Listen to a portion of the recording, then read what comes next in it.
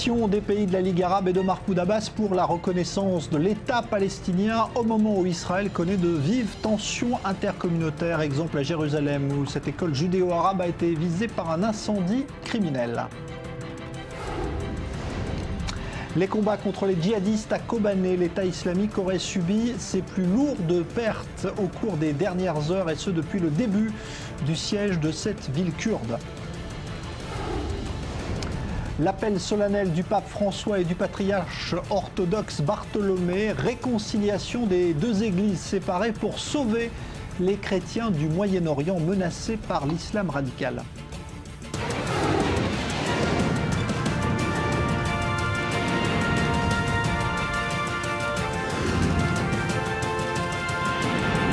Le Grand Direct, avec Jean-Charles Banou. Bonsoir à tous. Au moment où les pays de la Ligue arabe se réunissent de nouveau au Caire avec Mahmoud Abbas pour évoquer la situation des discussions entre Israéliens et Palestiniens et la reconnaissance de l'État palestinien. Un mouvement qui semble s'accélérer, on le sait à la fois avec l'initiative qui est en cours de discussion au Parlement français, mais aussi avec l'ultimatum que veulent lancer justement et les Palestiniens et la Ligue arabe auprès de l'ONU pour obtenir cette reconnaissance. Tout cela sur fond en Israël de crise politique, mais aussi de tensions communautaires qui restent vives, comme ce qui s'est passé ce week-end dans cette école judéo-arabe, symbole de coexistence qui a été incendié, incendie criminel avec des tags sur les murs qui, évidemment, condamnaient cette coexistence entre juifs et arabes. On va y revenir longuement dans un instant. Je salue mes invités. Bonsoir Avi Pazner, ambassadeur d'Israël, et bonsoir Denis Charbit, professeur de sciences politiques à l'Université ouverte d'Israël. On ira également à Jérusalem dans un instant retrouver nos envoyés spéciaux pour faire un point évidemment de cette situation. Shai Ben-Ari, Sami Abou-Diab et Daniel Haïk qui sont sur place. On se retrouve donc tout de suite pour évoquer cette situation.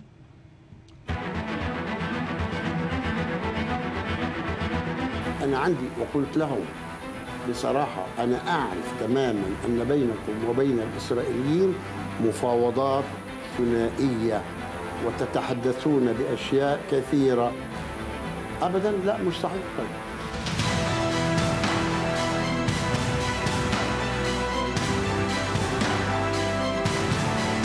אנחנו מגנים את כל הניסיונות האלה ואנחנו נפעל בצורה תקיפה ובצורה אחידה כדי להשיב את השקט.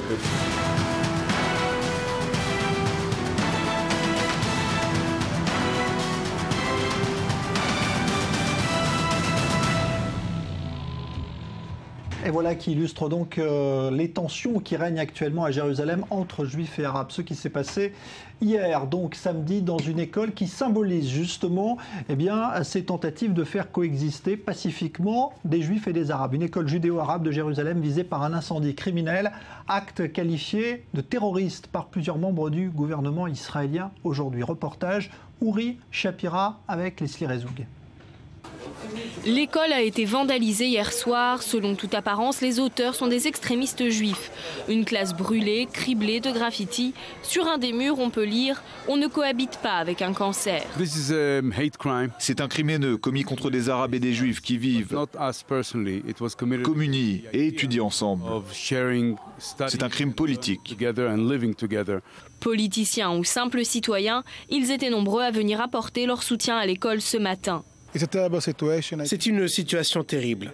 Je suis venu m'adresser aux élèves pour leur dire qu'aujourd'hui, le ministère de l'Éducation est profondément touché. En tant que ministre de la Justice, je connais bien ces écoles mixtes et je les soutiens. Nous ne ferons preuve d'aucune tolérance face à ce phénomène de haine au sein de la société israélienne. Et le Premier ministre Benjamin Netanyahou lui-même n'a pas manqué de condamner ce crime au cours d'une réunion du cabinet. Nous faisons de nombreux efforts pour rétablir la paix et le calme à Jérusalem. Nous ne tolérons aucune attaque, quel que soit le camp, et nous ne tolérerons pas cet incendie qui a eu lieu hier soir à l'école bilingue. Nous condamnons ces tentatives et nous agirons sévèrement et d'un commun accord pour rétablir le calme et faire appliquer la loi dans tous les quartiers de Jérusalem. L'école, fondée en 1998 par l'association Main dans la Main, accueille 620 élèves.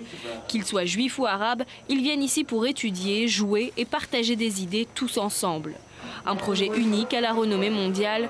En 2011, la célèbre chanteuse Shakira s'était même rendue ici en visite. L'incident d'hier soir menace de réduire en cendres les rêves de coexistence, mais les parents veulent encore croire à l'idéologie de cet établissement. Nous sommes très en colère, mais en même temps, nous avons le sentiment que l'école s'est renforcée.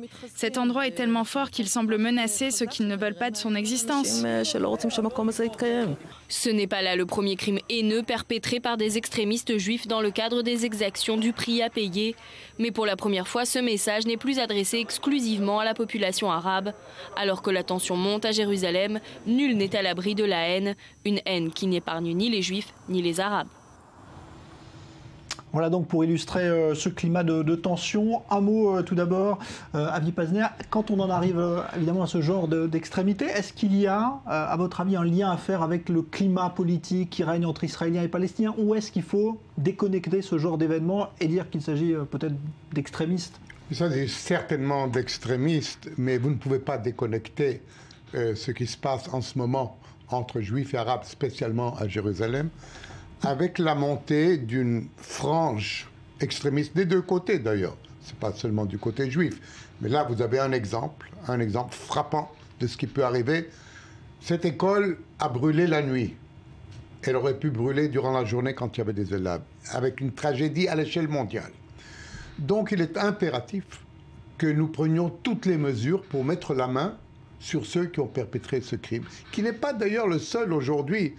On n'a pas encore mentionné qu'aujourd'hui, sur Facebook, il y a eu des images du président Rivlin, de Tzipi Livni et de Yair Lapid habillés en bourreaux nazis, en SS. Comme c'était le cas pour Rabin. Comme c'était le cas pour Rabin, ce qui a amené à ce nazisme. Malheureusement, dans notre société, qui est d'ailleurs une société saine, démocratique, nous avons quelques excités, je peux même employer le mot, quelques fous, qui peuvent nous amener jusqu'au bord d'une catastrophe. Et il faut mettre la main dessus. Et on peut mettre la main dessus. Si la police vraiment se mobilise, avec tous ses moyens, on peut mettre la main sur ces excités. Oui, j'ajouterais qu'à cette réponse répressive, certainement justifiée, il faut également une réponse éducative. Car il faut bien comprendre, ils n'agissent pas justement sans tenir compte d'un contexte dans lequel la parole s'est libérée, dans lequel on a prononcé et on prononce encore aujourd'hui des choses insupportables et intolérables. Et ce n'est pas par hasard que ça n'a pas touché une école arabe, ça aurait pu toucher une école arabe, non. Une école qui justement fait la promotion du dialogue, une école bilingue qui fait la promotion du dialogue entre les langues, les cultures et les religions. Et en ce sens, c'est vrai que je crois que la réponse ne peut pas simplement être réponse judiciaire, il ne suffisait pas seulement d'arrêter les responsables, mais également de prendre une initiative éducative. Je dirais que ça doit être la même chose pour la presse, ça doit être la même chose pour les hommes politiques. On a, depuis la dernière opération, on a laissé dire des choses et il faut de nouveau mettre le holà à cela par des actions positives et pas simplement par une action de répression. Alors on voit également que tout cela intervient dans un contexte où côté israélien, Netanyahou est arc-bouté au cours de cette loi qui veut faire d'Israël l'État-nation du peuple juif. Et en même temps, on a eu Mahmoud Abbas ce week-end qui lui dit « Eh bien moi je ne reconnaîtrai jamais le caractère juif de l'État d'Israël ». Est-ce que ces deux positions sont totalement inconciliables pour vous? Ce sont deux positions politiques, à mon avis. Politiques aussi du point de vue de Netanyahou. C'est-à-dire toute cette histoire de la reconnaissance d'Israël comme État juif, c'est complètement superflu, à mon avis. Israël a été reconnu comme l'État juif, premièrement, dans la décision on est aujourd'hui le 30 novembre, hier on célébrait la décision de la partition de la Palestine en un État juif, c'est nous, et un État arabe. Et puis, dans la déclaration d'indépendance, Ben Gurion a dit « Ici, sur la terre ancestrale d'Israël, s'établira un État juif, l'État d'Israël. » Donc, il n'y a aucun doute que nous sommes un État juif et il est complètement superflu de faire une loi spéciale. Et ça me rappelle un peu comme nous avons fait une loi il y a une vingtaine d'années sur Jérusalem, déclarant Jérusalem capitale d'Israël. Elle est capitale d'Israël. La Knesset a passé une loi. Et qu'est-ce qui s'est passé quand elle a passé cette loi? Que les 15 pays qui avaient des ambassades à Jérusalem les ont retirées. Okay. Donc c'est dangereux de jouer avec ces jeux que ça. Je comprends, ici il y a beaucoup de politique israélienne. Okay. Il y a beaucoup de politique israélienne. Eh bien, c'est sûr, si on essaye d'acculer Abou Mazen dans un coin en lui disant « vous allez reconnaître l'État d'Israël comme un État juif, etc. etc. », sa réponse instinctive sera non. Okay. On peut arriver à un accord avec Abou Mazen. Pas facilement, difficilement. On peut arriver à un accord. Mais il faut savoir quelles sont les limites de ce qu'on peut lui demander. Okay. Denis Charvet. Alors, je dirais que là, il y a deux aspects à cette affaire. Le premier, il est extérieur, il est diplomatique, international. C'est le fait que, d'une certaine manière, on peut dire qu'aujourd'hui, depuis 1991, depuis la conférence de Madrid, Israël n'a pas d'initiative diplomatique qu'elle offre à la communauté internationale pour éviter les pressions ou des résolutions comme celles que Mahmoud Abbas réclame aujourd'hui. Et je crois que cela place Israël dans une situation diplomatique extrêmement compliquée. Parce que face à cette absence, il n'y a même pas aujourd'hui d'initiative américaine, face à cette absence vide, eh bien, la nature a horreur du vide, et du coup, eh bien, vous avez l'initiative du Parlement français, vous avez l'initiative de François Hollande, vous avez l'initiative de la Ligue arabe et de Mahmoud Abbas, et on n'entend rien du côté israélien, alors que depuis une vingtaine d'années environ, Israël a toujours été capable d'apporter quelque chose sur la table qui fait qu'on discutait de la proposition israélienne. Même quand Netanyahou a déclaré en 2009 « je suis pour 2 États », c'était une initiative, même si ce n'était qu'une déclaration. Il n'y a strictement rien. On nous l'a promis à la fin de l'opération Bordure de protection. Il ne s'est rien passé depuis. Et du coup, eh bien, il y a une sorte de tournis. Tout le monde va de son initiative. Et dans cette affaire-là, Israël a de fortes chances de se retrouver très isolé. Mais il faut ajouter une chose, professeur Charvet. Il faut ajouter qu'Israël, en ce moment, est tellement occupé par ses problèmes internes que malheureusement, on ne prête pas assez attention à ce qui se passe autour de nous. Dans une période normale, des résolutions comme celle du Parlement britannique, comme celle du Parlement d'Espagne, comme celle qui peut-être va être passée par le Parlement français, auraient fait les grands titres des journaux et auraient poussé l'opinion publique, auraient poussé le gouvernement justement à prendre une initiative ou des initiatives. On est actuellement, et c'est le prix de la démocratie, c'est le prix on est en pleine bataille, peut-être préélectorale, peut-être que non, mais en tout cas en bataille politique en Israël, et ça rend les choses encore plus difficiles qu'elles ne le sont sur le terrain international. Ça veut dire qu'on oublie pour l'instant toute négociation avec les Palestiniens parce qu'il y a ces problèmes politiques, ça vous semble... Non, je crois que c'est plus profond que ça. Je crois qu'aujourd'hui, le gouvernement actuel, Netanyahou, Lieberman en particulier, se trouve devant finalement le creux de leur proposition, c'est-à-dire ils n'ont rien à proposer. Ils nous avaient fait miroiter au mois d'août l'idée d'un horizon politique. Il ne reste absolument rien de cet horizon politique. Et il est évident que face à un tel vide, eh bien, chacun y va de sa proposition. François Hollande vient de faire état d'un projet. Pourquoi? Parce qu'il y a un autre facteur, c'est que les Américains eux-mêmes sont lassés. Barack Obama déjà depuis 2009, John Kerry depuis le mois de mai dernier. Et donc, alors que les Européens, il faut bien le dire, ont été très sympathiques. Ils ont encouragé tout le temps, ils se sont retirés derrière toute négociation qui existait entre Israël, Amérique et Palestine. Aujourd'hui, ils disent, puisqu'il n'y a rien, eh bien, nous allons essayer de faire une proposition. Cette proposition, elle semble réaliste ou pas? 2 ans pour aboutir? Vous savez, le scepticisme est tellement général qu'il est extrêmement audacieux et courageux de dire que ça a quelques chances. Mais si on tient compte de l'absence d'initiative américaine, si on tient compte du fait que dans cette proposition de François Hollande, de conférence internationale, il y a à la fois une carotte pour Mahmoud Abbas, puisque la fin de l'occupation ne serait plus dans 3 ans, mais dans 2 ans, que s'il y a échec de la négociation, la France reconnaîtrait l'État de Palestine de manière unilatérale, mais d'un autre côté, et c'est la proposition qui est constructive pour Israël, on revient au principe fondamental auquel Israël est attaché, c'est-à-dire que la reconnaissance d'un État palestinien doit passer par une reconnaissance israélienne préalable. Et en ce sens, cette initiative me semble être en tout cas la plus positive aujourd'hui, la seule qui a cours sur le marché, et elle vaut mieux que l'absence de coopération sécuritaire entre Israël et l'autorité palestinienne, ou qui sait, le chaos. Sur cette initiative française, vous en pensez quoi, Vipasner? Bien, écoutez, j'ai un peu de doute sur cette initiative française, parce que je ne suis pas contre, pas du tout, une conférence internationale. Mais comme moi, j'ai participé moi-même aux préparatifs et à la conférence de Madrid, on ne va pas comme ça à une conférence internationale. L'idée de lancer l'idée, c'est bon, pourquoi pas.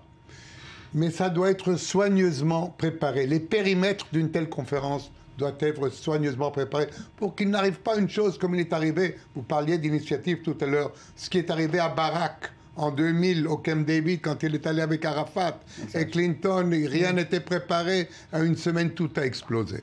Donc l'idée elle-même n'est pas mauvaise. D'ailleurs, elle fait aussi reculer la date d'une possible reconnaissance française de l'État palestinien. L'idée n'est pas bonne, mais cela doit être soigneusement préparé et chacun doit savoir ce qu'il peut y trouver. Alors, on continue à parler évidemment avec vous deux, Avi Pazner et Denis Charbit, mais on va aller à Jérusalem tout de suite, retrouver Daniel Haïk qui est sur place. D'abord, pour revenir, Daniel, sur cette affaire évidemment qui a suscité une vive émotion aujourd'hui, cet incendie qui a visé cette école judéo-arabe. Est-ce que, Daniel Haïk, ça symbolise aujourd'hui un petit peu l'état des relations qui existent à Jérusalem entre communautés juives et arabes ? Eh bien, écoutez, ce qui reflète peut-être la volonté d'une partie des Israéliens, des habitants juifs et arabes de Jérusalem, de coexister, de vivre en cohabitation pacifique dans la même ville, eh bien, effectivement, c'est cette école de Yad Beyad, main dans la main, qui a donc été victime d'une attaque la nuit dernière, dont plusieurs classes ont été incendiées, et sur les murs desquels il y a eu des graffitis sur lesquels on pouvait lire « Mort aux Arabes » ou « Stop à l'assimilation ». Alors effectivement, on peut dire que cette école est un symbole. C'est une école qui appartient à un réseau d'écoles qui a d'autres succursales dans la Galilée, dans le Wadi Hara, où on essaye justement d'apprendre aux jeunes, très jeunes même, puisqu'il s'agit d'écoles maternelles, à coexister, à se connaître, à se comprendre et bien ainsi peut-être à essayer de mieux se respecter. Ce respect, on le veut dans cette école. Nous avons parlé avec des responsables de cette école qui ont affirmé que c'était l'un des objectifs et que même s'il y avait effectivement eu beaucoup de tensions au cours des derniers mois, depuis le mois de juin dernier, eh bien, malgré tout, les élèves voulaient poursuivre le dialogue entre eux et c'est peut-être l'un des acquis principaux de cette école. Alors, il faut avouer que les élèves, nous leur avons posé la question tout à l'heure cet après-midi, ils étaient parfois choqués de ce qui s'est passé dans leur établissement, mais pas mécontents aussi que les feux des projecteurs soient dirigés vers cette école, parce qu'ils estiment que quelque part, cela leur donne l'occasion de faire passer ce message, un message d'espoir, un message de cohabitation, un message peut-être même de fraternité entre les populations juives et arabes de Jérusalem, un message que l'on n'a pas vu faire passer beaucoup au cours des dernières semaines, qui ont été, vous le savez, très animées dans les deux parties de la capitale israélienne.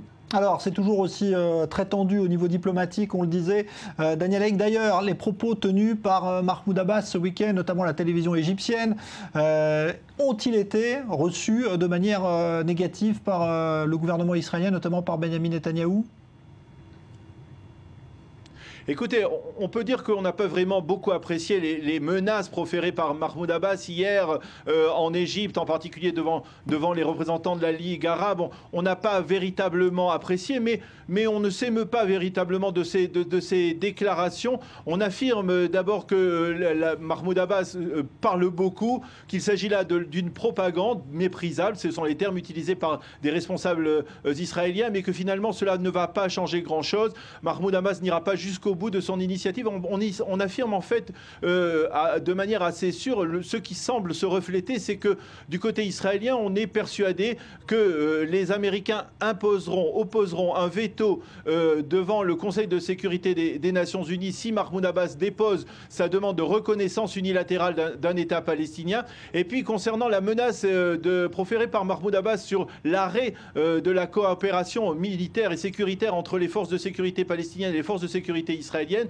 eh bien on affirme que ce ne serait pas dans l'intérêt de Mahmoud Abbas de stopper cette coopération. On rappelle qu'il y a quelques mois, pendant l'été, eh bien le Shin Bet avait prévenu Mahmoud Abbas que le Hamas avait l'intention de perpétrer un putsch contre lui. Et donc finalement, on comprend qu'il y a cette coopération sécuritaire entre les deux forces palestiniennes et israéliennes. Eh bien, elle est nécessaire, certes pour les Israéliens, mais aussi beaucoup pour les Palestiniens, et que Mahmoud Abbas n'aurait pas intérêt à l'interrompre. Merci Daniel Haïk, en direct donc de Jérusalem. Vous parliez justement de cette menace proférée par Mahmoud Abbas, justement suspendre la coopération sécuritaire entre Palestiniens et Israéliens. Écoutez quelques réactions justement d'Israéliens aujourd'hui dans les rues de Tel Aviv à ce sujet. Bien sûr que c'est nécessaire, c'est le seul moyen de contrôler la Cisjordanie. Sans coopération, on perdrait le contrôle en Cisjordanie. Cela empêche la violence en Israël et ça protège les Israéliens depuis la seconde intifada. Bien sûr que de temps en temps, il y a des attentats, mais pas de façon organisée. Il y a une très grande différence. La sécurité est très dynamique. On ne peut pas l'imposer à quelqu'un. Il faut coopérer. C'est notre seule option, ce sont les seuls interlocuteurs pour la paix. Je pense que nous devons nous protéger et penser à nous plutôt qu'à coopérer. Il faut qu'on prenne conscience qu'il faut nous protéger, évidemment en respectant nos voisins. Voilà, propos recueillis par Léa Volbert. Un mot justement sur ce climat.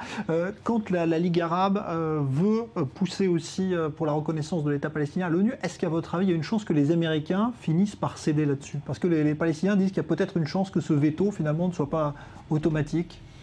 Je ne crois pas. Ce serait vraiment une révolution incroyable si effectivement les Américains ne faisaient rien, enfin décidaient de ne pas opposer leur veto à cette résolution. En même temps, il n'est pas improbable que tout en opposant ce veto-là, ils fassent une autre initiative qui manifeste leur mécontentement. On est effectivement dans une situation de faiblesse diplomatique. François Hollande essaye d'y pallier en faisant cette proposition constructive. Incontestablement, Israël joue un jeu qui paraît assez dangereux parce qu'on est en train finalement de s'isoler les uns les autres, de moins se comprendre. Les propos de Mahmoud Abbas, bien sûr, n'y ajoutent absolument rien. Je crois que ce qui est assez triste pour moi, quand j'y pense, c'est qu'en 1947, puisqu'on vient de commémorer la résolution 181, un État juif était créé sans le consentement de la partie arabe de Palestine. Tous les progrès qu'on a fait depuis, c'est qu'on est sur le point de reconnaître, et on l'a fait déjà dans quelques parlements, de reconnaître un État de Palestine sans le consentement de la partie juive, la partie israélienne. Je dirais que de ce point de vue-là, le bilan est très, je dirais, enfin, suscite un réel désarroi. À propos de cette initiative de la Ligue arabe qui veut pousser à l'ONU justement, à l'OCI, qui veut appuyer. Moi, je dois dire que moi aussi, connaissant un peu les États-Unis, je ne vois pas une situation où il n'y a pas de veto américain. Mais même une situation où il y a un veto américain alors que 14 membres, mettons une situation théorique, que 14 des 15 membres votent pour avec un veto américain, c'est pas une bonne chose pour Israël du point de vue et de son standing international et de l'opinion publique internationale. Il est trop tard maintenant, je crois, pour éviter que les Palestiniens ou la Ligue arabe aillent aux Nations Unies. Ce qu'on peut faire aux Nations Unies, et ça s'est fait beaucoup, on peut faire traîner la discussion. On ne doit pas avoir, on est déjà en décembre. Le 19 décembre, je crois que tout le monde, 18 déjà, tout le monde part. Donc on est déjà à la fin de l'Assemblée. On peut faire traîner. Et peut-être, y aurait-il une initiative quelconque? Premièrement, espérons que le gouvernement israélien pourra garder sa cohésion, même si aujourd'hui ça paraît un peu comme ça disparate, tout le monde parle avec tout le monde, mais une situation comme ça ne peut pas durer. Dans une semaine, dans 2 semaines, il faudra savoir où nous allons. Et si ce gouvernement est là, je crois qu'il est impératif impératif de faire quelque chose. Alors, quoi faire? C'est trop long pour en discuter maintenant. Mais il faut absolument sortir de cette impasse et aider nos amis aux Nations Unies à ne pas voter pour cette résolution. Pas seulement d'avoir un veto américain. On aura le veto américain. Aider nos amis à voter contre. La situation est complètement différente s'il y a seulement 9 voix ou 8 voix ou 10 voix contre 5 ou 6. Okay? Et ça dépend aussi de nous. Le problème, c'est qu'aujourd'hui, le gouvernement israélien n'inspire aucune crédibilité auprès des pays de l'Union européenne.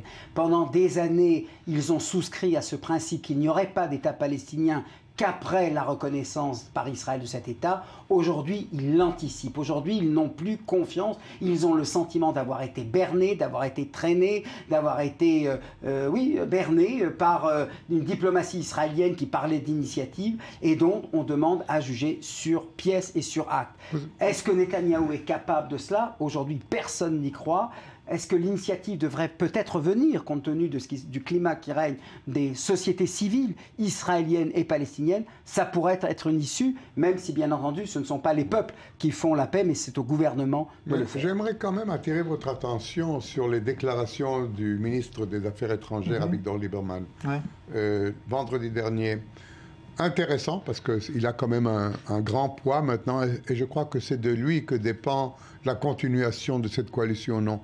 Il pourrait, lui, jouer un jeu sophistiqué, lui qui est de droite et qui essaye de se poser plus au centre, de pousser une vraie initiative, c'est-à-dire d'une conférence régionale, non pas d'une conférence internationale comme le voulait Laurent Fabius, mais d'une conférence régionale. On peut faire des initiatives. On peut en 2-3 semaines lancer des idées, ok? C'est possible, mais pour cela, il faut avoir une stabilité gouvernementale. D'une part, et il faut surtout, à mon avis, une dimension psychologique qui manque aujourd'hui. Parce que ce que souligne Avigdor Lieberman, c'est l'idée qu'il existe une convergence d'intérêts réels, authentiques, dont tout le monde est convaincu, entre l'Égypte, la Jordanie, l'autorité palestinienne et l'État d'Israël. Ce qu'il faut, c'est surmonter ce sentiment qu'il n'y a aucune paix qui est possible, que l'abîme entre Palestiniens et Israéliens est insurmontable. Et à cet égard, et je reviens à cet incendie, c'est contre ce type d'acte qu'il faut protester, c'est-à-dire contre l'idée que leur coexistence n'est pas possible. Et c'est pour ça que d'ailleurs, que de ce point de vue-là, le symbole n'est pas inopportun. C'est l'idée qu'une coopération ne soit pas possible qu'il faut sauver. Eh ben voilà, on verra si tout cela se fait dans le climat apaisé actuel ou s'il faudra en passer par de nouvelles élections. On reparlera d'ailleurs de la situation politique intérieure israélienne dans un instant, parce que c'est aussi forcément un peu lié à ce qui se passe en ce moment au niveau diplomatique. Merci en tout cas Denis Charbit, merci Avi Pazner. Suite dans un instant du Grand Direct, on reviendra également sur la situation à Kobané en Syrie et puis sur l'appel lancé aujourd'hui pour sauver les chrétiens du Moyen-Orient par le patriarche orthodoxe et le pape François. Cela se passait en Turquie où le pape terminait donc aujourd'hui sa visite officielle de 3 jours. Voilà, restez avec nous, suite du Grand Direct dans un instant.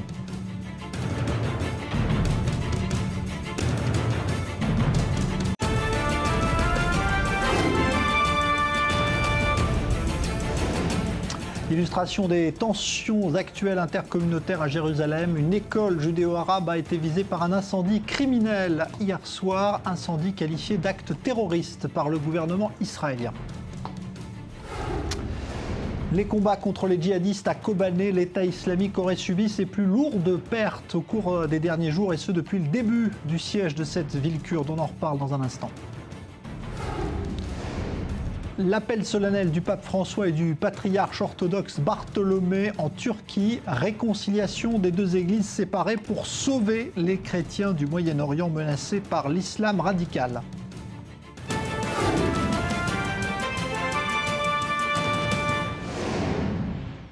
Et tout d'abord, cette information qui doit être prise encore au conditionnel et qui n'est en tout cas pas confirmée ce soir de sources indépendantes. Vous vous souvenez de l'histoire incroyable de cette Israélienne d'origine canadienne qui était partie combattre aux côtés des Kurdes en Syrie pour défendre la ville de Kobané face aux djihadistes de l'État islamique. Eh bien, plusieurs sites djihadistes annoncent ce soir qu'elle aurait été capturée par l'État islamique, mais donc personne ne confirme ni côté kurde ni côté israélien. Kobané, où les combats continuent de faire rage, car les djihadistes de l'État islamique auraient justement subi ces dernières heures leur plus lourde perte depuis le début du siège de cette ville. Leslie Rezoug.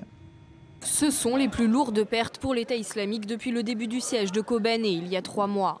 En 24 heures à peine, au moins 50 combattants du groupe djihadiste ont trouvé la mort. En cause, les frappes aériennes ciblées de la coalition emmenée par les États-Unis. Mais ce n'est pas tout. Selon l'Observatoire syrien des droits de l'homme, 2 tanks ont également été détruits. Samedi déjà, les avions de la coalition avaient bombardé Raqqa, la capitale autoproclamée du groupe, touchant une trentaine de positions de l'État islamique. Des frappes qui s'intensifient et un but clair, arrêter définitivement la progression des djihadistes dans le nord de la Syrie. Un objectif partagé par les combattants kurdes alliés de la coalition. Ils tentent en effet de défendre coûte que coûte Kobané, cette ville stratégique du nord de la Syrie. Elle représente une voie d'accès importante pour les djihadistes qui étendraient ainsi leur contrôle depuis l'Irak jusqu'à la frontière syro-turque. Des défaites importantes pour les djihadistes qui n'ont pas hésité à mener une attaque suicide samedi contre un poste frontière proche de Kobané. De leur côté, les dirigeants des principaux partis kurdes syriens ont affirmé que les kamikazes étaient arrivés du côté turc de la frontière. Des accusations rapidement démenties par Ankara. La Turquie a réaffirmé ne pas soutenir les djihadistes, affirmant même que l'État islamique représentait un danger pour sa sécurité nationale. Le dossier syrien devrait en tout cas être au cœur de la rencontre lundi du président Recep Tayyip Erdogan et de Vladimir Poutine à Ankara. En Égypte, l'un des avocats de l'ancien président Hosni Moubarak indique qu'il pourrait rapidement bénéficier d'une mesure de libération anticipée, et ce au lendemain d'un verdict qui a suscité la colère d'une partie des Égyptiens. Moubarak acquitté des accusations de meurtre de manifestants lors du printemps arabe égyptien en 2011. Elsa Mourgue. Hosni Moubarak libre dans quelques jours, c'est le scénario qu'envisagent ses avocats et qui est bien probable. L'ancien Raïs, renversé par un soulèvement populaire en février 2011, après 30 ans de règne, a été acquitté de toutes les charges de corruption et de complicité de meurtre qui pesaient sur lui. Il était notamment jugé pour son rôle dans la répression policière qui avait fait près de 850 morts lors du printemps arabe. Les défenseurs des droits de l'homme voient dans cet acquittement le symbole d'une justice politisée, confirmant ainsi la fin des espoirs démocratiques issus du printemps arabe. Les critiques sont très virulentes sur les réseaux sociaux égyptiens et au moins 2000 personnes sont descendues dans la rue à l'annonce du verdict. La révolution a été dirigée dans le fond contre Moubarak et ses hommes et contre toute injustice. Et aujourd'hui, ils ont été relâchés. Tous ces gens qui sont morts, si ce n'est pas Moubarak et l'ancien ministre de l'Intérieur Adli et leurs amis qui les ont tués, alors qui? Nous avons tous vu le 25 et 26 janvier 2011 les blindés écraser des gens, non seulement au Caire et à Tahrir, mais dans toutes les provinces d'Égypte. Comment est-ce qu'on peut la quitter? Alors qu'ils étaient venus manifester leur colère, au moins 2 manifestants ont trouvé la mort. Depuis une semaine, les forces de l'ordre se sont livrées à des centaines d'interpellations, emprisonnant des dizaines d'opposants politiques. Et alors que Moubarak a été acquitté, mercredi, 78 mineurs pro-Morsi ont reçu des peines de prison ferme allant de 2 à 5 ans pour avoir manifesté et bloqué des routes. Une justice à 2 vitesses qui fait dire aux opposants politiques qu'Abdel Fattah al-Sisi, actuel président égyptien, est le digne héritier de la dictature Moubarak. L'armée israélienne connaît depuis ce week-end le nom de son nouveau chef d'état-major. Pour succéder au général Benny Gantz, c'est le général Gadi Eisenkot qui prend les commandes de Tsahal. Son portrait signé Maxime Pérez. Des années qu'il était pressenti pour occuper la plus haute fonction de l'armée israélienne. À bientôt 55 ans, dont 36 passés sous l'uniforme kaki, le général Gadi Eisenkot vient d'être propulsé 21e chef d'état-major de Tsahal. Il prendra la relève de Benny Gantz le 15 février prochain. Je connais Eisenkot depuis de nombreuses années. C'est un professionnel avec une excellente capacité de commandement et de prise de décision. Il sait agir avec responsabilité et sang-froid. Il a aussi une grande expérience du combat. Eisenkot a fait ses classes dans la prestigieuse brigade d'infanterie Golani avant de prendre le commandement de cette unité à la fin des années 90. C'est aussi à cette époque, en 1999, qu'il devient le secrétaire militaire du Premier ministre Ehud Barak. Eisenkot, un dur pour certains, présenté comme un homme au franc-parler, y compris sur l'éventualité de frappes contre l'Iran, auquel il est opposé. Sa nomination serait d'ailleurs un choix par dépit pour Benyamin Netanyahou, même si son ministre de la Défense, Moshe Ya'alon, défend sa nomination et une carrière exemplaire sur tous les plans. L'État d'Israël et Tsahal feront face ces prochaines années à des défis sécuritaires extrêmement complexes sur tous les fronts, le long de nos frontières et même à l'intérieur de notre pays ou plus loin. Je crois que le général Eisenkot est le meilleur officier pour reprendre le flambeau du chef d'état-major Benny Gantz et préparer l'armée à se mesurer à ces défis. Longtemps en charge des opérations spéciales, Gadi Eisenkot s'attellera à redorer le blason de l'armée israélienne, entaché par les errements politiques qui ont accompagné l'opération Bordure Protectrice à Gaza cet été. Mais le nouveau chef d'état-major est aussi attendu sur le front nord, dont il assure actuellement le commandement. Eisenkot est aussi la bête noire du Hezbollah.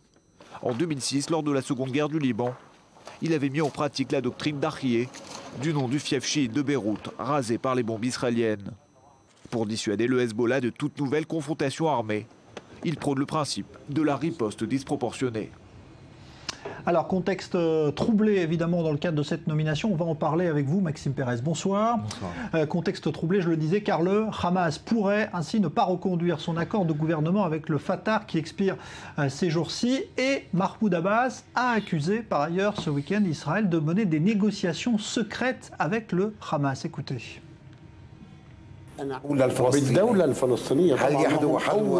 Je leur ai dit avec certitude, il y a entre vous et Israël des négociations bilatérales dans lesquelles beaucoup de sujets sont abordés. Mais eux, le Hamas, affirment que c'est faux.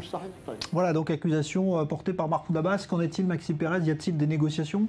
Alors on va peut-être noter d'abord quelque chose d'intéressant, c'est que ni Israël ni le Hamas n'ont officiellement proposé de nouvelles dates de négociation après que ces dernières aient été repoussées, rappelez-vous, fin octobre, après cet attentat dans le Sinaï contre les forces égyptiennes, 30 morts, ce qui avait provoqué la colère du président égyptien Al-Sisi qui avait immédiatement fermé sa frontière avec la bande de Gaza. On avait même craint à l'époque que cette situation, ce blocus total du territoire palestinien allait provoquer une réaction violente des factions palestiniennes, du djihad islamique au Hamas. Or, il n'en est rien. Et ce que disent ce soir des responsables, de très hauts responsables de l'autorité palestinienne à Ramallah, c'est qu'Israël et le Hamas sont en train de négocier secrètement au Caire, qu'ils abordent des sujets extrêmement sérieux comme la possible reconstruction d'un port et d'un aéroport dans la bande de Gaza, avec évidemment des conditions draconiennes de surveillance et également des dossiers plus classiques comme cette fameuse question de la réouverture des points de passage frontaliers entre Israël et la bande de Gaza qui, je vous le rappelle,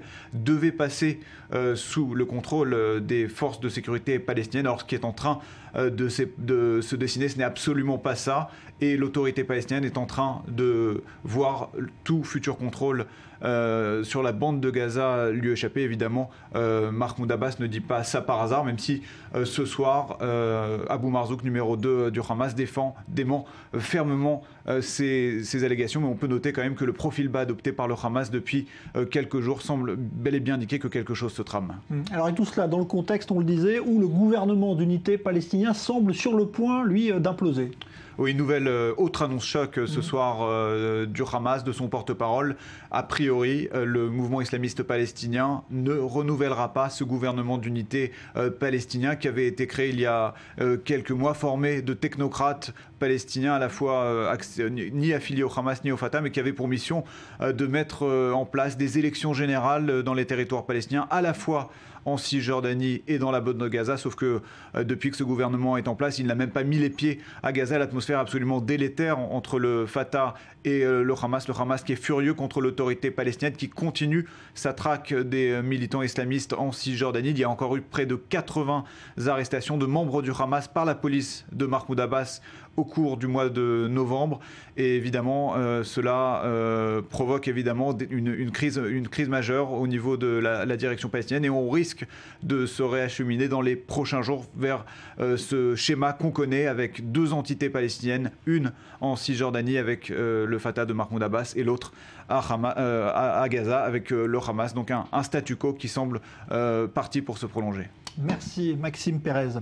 En Afghanistan, le chef de la police de Kaboul a présenté sa démission aujourd'hui, et ce après une série d'attaques meurtrières menées ces derniers jours par les talibans.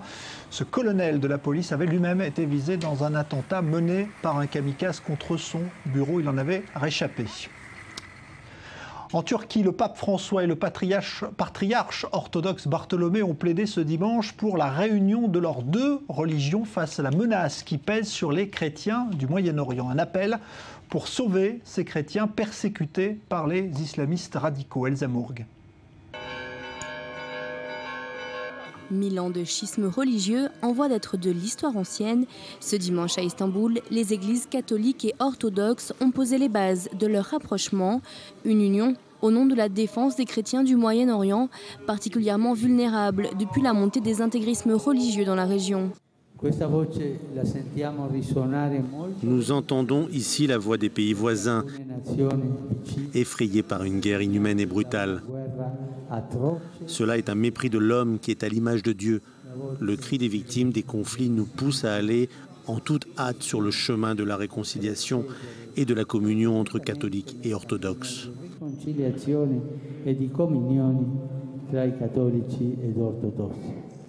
Le pape François et son ami de longue date, le patriarche orthodoxe Bartholomé, ont écrit à 4 mains une déclaration commune, un texte explicite dans lequel les deux dignitaires religieux ont mis en garde. « Nous n'accepterons jamais un Moyen-Orient sans les chrétiens », ont-ils déclaré.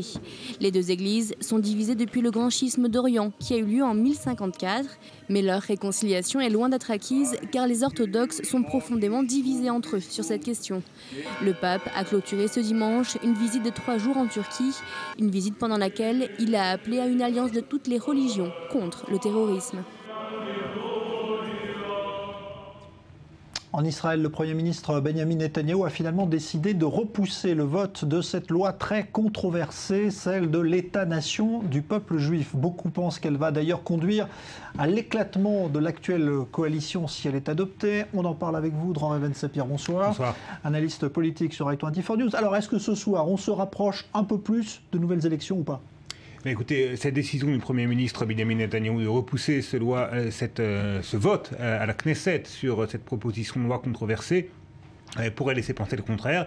Et puis une autre décision de Benjamin Netanyahou, aller à la rencontre demain des leaders des principales composantes de sa coalition gouvernementale de manière à tenter de calmer le jeu. Et demain, Benjamin Netanyahou va rencontrer le ministre des Finances, Yair Lapid, ministre des Finances, mais aussi et surtout, en l'occurrence, chef du parti centriste Yesh Atid, qui est aujourd'hui le plus grand parti à la Knesset. Il dépasse d'un siège seulement le Likoud. Une rencontre est également prévue avec Naftali Bennett, avec Avigdor Lieberman, avec Tzipi Livni, encore une fois les leaders de tous les partis qui composent la coalition. Et concernant la rencontre Netanyahou-Lapid, Jean-Charles, ce sera la première fois que les deux hommes se parlent véritablement depuis quasiment un mois. C'est quand même beaucoup pour un Premier ministre et son ministre des Finances. Et ce manque de contact entre ces deux leaders politiques montre à quel point la crise est importante, la crise est de taille à l'intérieur même de la coalition gouvernementale. Nouvel exemple hier, Yair Lapid qui reproche à Benjamin Netanyahou de tout bloquer, de bloquer les réelles décisions pour se livrer à de la politicienne de bas étage. C'est à peu près ce que Lapid a dit hier. Et réponse aujourd'hui du berger à la bergère avec un Benjamin Netanyahou très offensif en Conseil des ministres qui tape du poing sur la table. Ce genre d'accusations et d'invectives quotidiennes du Premier ministre au sein même du gouvernement ne peut pas continuer. On ne peut pas permettre à des membres de la coalition, à des ministres de premier plan de se comporter comme s'ils faisaient partie de l'opposition. Cela ne peut plus durer. La gouvernabilité, la gouvernance est mise à mal. Et si cette situation perdure, continue Netanyahou, eh bien je prendrai les décisions qui s'imposent. Pas de précision, mais la décision qui s'impose, ça pourrait être peut-être effectivement l'organisation d'élections anticipées. Mais ça veut dire quoi? Qu'on cherche aujourd'hui à s'éloigner alors justement du spectre de ces élections? On a intérêt à rester finalement dans cette coalition? Aujourd'hui, il s'est passé quelque chose d'important. Les partis orthodoxes sur lesquels compte Benjamin Netanyahou pour former sa future coalition après les prochaines élections, eh bien, ils ont refusé, Jean-Charles, de s'engager à soutenir Benjamin Netanyahou. Ça ne veut pas dire qu'ils ne vont pas le soutenir. En tout cas, ils ne s'engagent pas à le soutenir d'une manière sans aucune équivoque. Par conséquent, Benjamin Netanyahou craint de se retrouver privé de ceux qui étaient, il y a encore quelques années, ses alliés traditionnels. Donc, ça pourrait, là encore, éloigner la perspective des élections anticipées. Mais surtout, l'objectif principal, il y a deux objectifs, en fait, à cette série de rencontres politiques entre Benjamin Netanyahou et ses partenaires et à la rencontre de demain, très importante entre Benjamin Netanyahou et Yair Lapid. L'objectif, c'est peut-être effectivement de voir si cette coalition peut encore durer quelques semaines, voire quelques mois. Et l'autre objectif, c'est de montrer au public que cette querelle de chiffonnier à l'intérieur de la coalition gouvernementale, eh bien, il est temps qu'elle cesse, parce que les Israéliens, le public, et Benjamin Netanyahou le sait pertinemment, n'aiment pas que les dirigeants se livrent à ce genre de querelle de chiffonnier, encore une fois, surtout lorsque l'on est en période de tension sécuritaire. Les Israéliens apprécient très peu ce genre de choses. Merci beaucoup, Dror Even Sapir, analyste politique. Israël qui commémore aujourd'hui pour la première fois l'exil forcé de milliers de Juifs qui avaient dû quitter les pays arabes où ils vivaient lors du fameux plan de partage décrété par l'ONU en 1947. Prémisse alors de la création de l'État d'Israël, ces Juifs furent chassés des pays arabes et ils veulent eux aussi obtenir réparation ou reconnaissance de leur statut de réfugiés. Léa Volbert. Pour la première fois, ce dimanche 30 novembre, Israël commémore l'exil des Juifs des terres arabes. Une journée symbolique dédiée à ces milliers de Juifs séfarades acculés à la fuite ou expulsés de pays arabes à l'aube de la création de l'État d'Israël. Les chiffres en disent long. En 1948, l'année de la déclaration d'indépendance d'Israël, près de 100 000 Juifs résidaient encore dans les pays arabes. En 2010, ils n'étaient plus que 82 000. Qu'ils soient du Maroc, d'Algérie, du Yémen, d'Irak ou d'Iran, tous ont laissé derrière eux une page de leur histoire. C'est une réparation tardive, une réparation minime, une réparation qui influencera principalement la conscience publique. Mais malgré cela, c'est une réparation importante qu'il ne faut pas sous-estimer. Plusieurs facteurs expliquent cet exode. Le conflit israélo-arabe exacerbe les tensions sur les terres musulmanes. En Iran, en Algérie ou en Irak, des centaines de Juifs périssent dans les pogroms. Mais l'avènement de l'État d'Israël réveille également les consciences sionistes. 75% de la population juive des pays arabes migre vers ce qu'elle considère comme sa terre promise. Shimon Ohayon et Nissim Ziv, ce sont ces deux parlementaires israéliens qui sont les instigateurs de cette journée de commémoration. La Knesset a adopté la proposition de loi en juin dernier et la date n'a pas été choisie au hasard. Le 30 novembre 1947, le Conseil des Nations Unies vote la partition de la Palestine. Les réactions antisionistes dans les pays arabes sont immédiates. Pour des milliers de Juifs, c'est le début d'un long voyage. Une attaque de type 11 septembre sur le sol israélien. C'est le scénario catastrophe retenu ce week-end par les autorités pour un exercice de sécurité de grande envergure. Reportage signé Maël Benoliel. Des unités spéciales de la police et de l'armée, ainsi que des unités de secours et les pompiers dans le rôle des sauveteurs. Et pour jouer les blessés, des dizaines de figurants. Une simulation grandeur nature, un scénario à la 11 septembre 2001 pour le plus grand exercice de sauvetage jamais organisé en Israël. Nom de code, la Tour Infernale. Cela me rappelle New York et les tours jumelles. Après l'intervention des pompiers et l'évacuation des blessés, c'est là que commence en fait le travail de la mairie qui devient responsable des blessés et des évacués. Un exercice avec plus de 2000 participants qui a pris place dans la plus grande tour du pays. Celle de Moshe Aviv, en plein quartier de la Bourse aux Diamants, centre névralgique de la région de Tel Aviv. Une tour de 68 étages de plus de 200 mètres de haut, une coopération entre toutes les forces de sécurité israéliennes pour un exercice plus vrai que nature. Dans ce genre d'événement, c'est la police qui prend le commandement. Elle gère les sapeurs-pompiers, les unités de secours. Elle s'occupe aussi de gérer l'évacuation. Et dans le cas où c'est criminel, elle récolte toutes les informations nécessaires. Une explosion au 16e étage, un début d'incendie au 14e, les patients d'une maison de retraite à secourir, tout comme les habitants de la tour. Au même moment, une attaque à main armée de la banque de l'immeuble. Bref, un scénario catastrophe multiple. Pour le moment, il y a toujours des blessés à faire descendre, alors on prépare le matériel adéquat et puis on compte le nombre de blessés, mais aussi les équipes de secours qui montent et descendent. C'est important de rester bien organisé. Un exercice conçu pour préparer au mieux toutes les forces de secours israéliennes. Le professionnalisme de nos forces m'impressionne. Il y a beaucoup de questions. Cet exercice a apporté beaucoup de réponses et des enseignements à tirer. Cela peut arriver, une bombe qui explose, un feu qui se déclenche ou bien encore des roquettes qui nous tombent dessus, comme c'était le cas il n'y a pas si longtemps. C'est pour cela que nous devons être prêts et s'exercer est très important. Le lieu de l'exercice n'a évidemment pas été choisi par hasard. Plus de 1500 tours et autres gratte-ciel sont sortis de terre ces dernières années à Tel Aviv et ses environs. Pour les autorités israéliennes habituées à la menace terroriste, ce type de bâtiment constitue une cible privilégiée. En Suisse, un référendum organisé aujourd'hui a rejeté une proposition visant à limiter l'immigration étrangère afin de protéger l'environnement et les paysages suisses. Rejet massif de cette proposition émanant d'un groupement écologiste à plus de 74% des voix. En France, deux informations politiques importantes à retenir ce week-end qui pourraient bien lancer la campagne pour la prochaine élection présidentielle de 2017. La présidente du Front National, Marine Le Pen, réélue avec 100% des suffrages aujourd'hui à la tête de son parti. Et puis à droite, l'ancien président de la République, Sarkozy, qui lui a été porté à la tête de l'UMP pour son grand retour depuis sa défaite de 2012. Léa Berdugo. J'ai changé, parce que les épreuves de la vie m'ont changé. J'ai changé. Un refrain prononcé la première fois le 14 janvier 2007 lorsqu'il est investi comme candidat de l'UMP pour les présidentielles. Depuis, Nicolas Sarkozy a décliné le concept et sur tous les tons.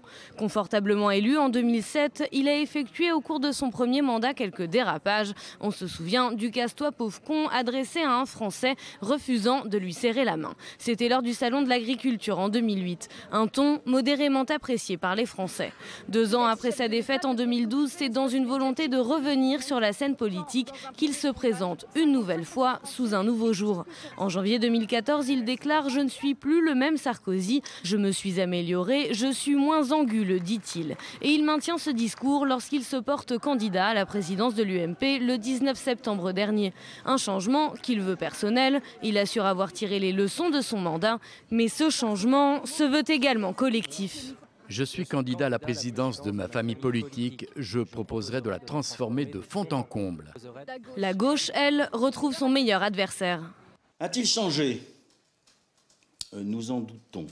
Le retour à la réalité sera plus difficile que le retour sur Facebook. Car ce changement n'est pas évident à constater.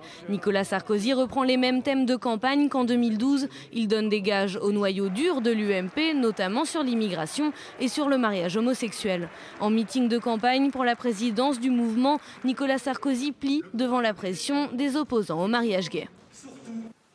Quand on dit qu'il doit être réécrite de fond en comble, bon, si vous préférez qu'on dise qu'on doit l'abroger pour en faire une autre, en français ça veut dire la même chose, mais ça aboutit au même résultat. Un changement certes, mais un retour à des valeurs qui l'ont rendu populaire au sein d'une large majorité des Français.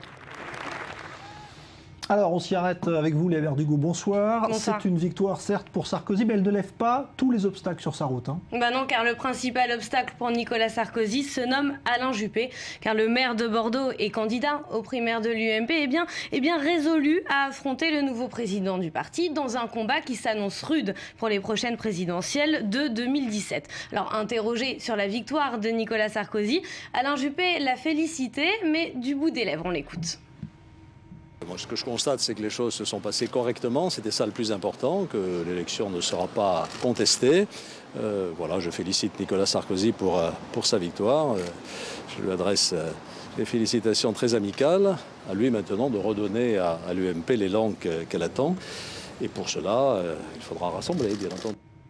Rassembler, le mot est choisi sciemment par Alain Juppé, car selon un sondage IFOP, le maire de Bordeaux est plus populaire que Nicolas Sarkozy parmi les Français en vue de la primaire UMP pour les prochaines présidentielles. Ils sont 40% à estimer qu'Alain Juppé serait le plus à même de remporter l'élection de 2017, contre 25% pour Nicolas Sarkozy. Alors, en revanche, les scores changent quand l'enquête est effectuée auprès des sympathisants UMP.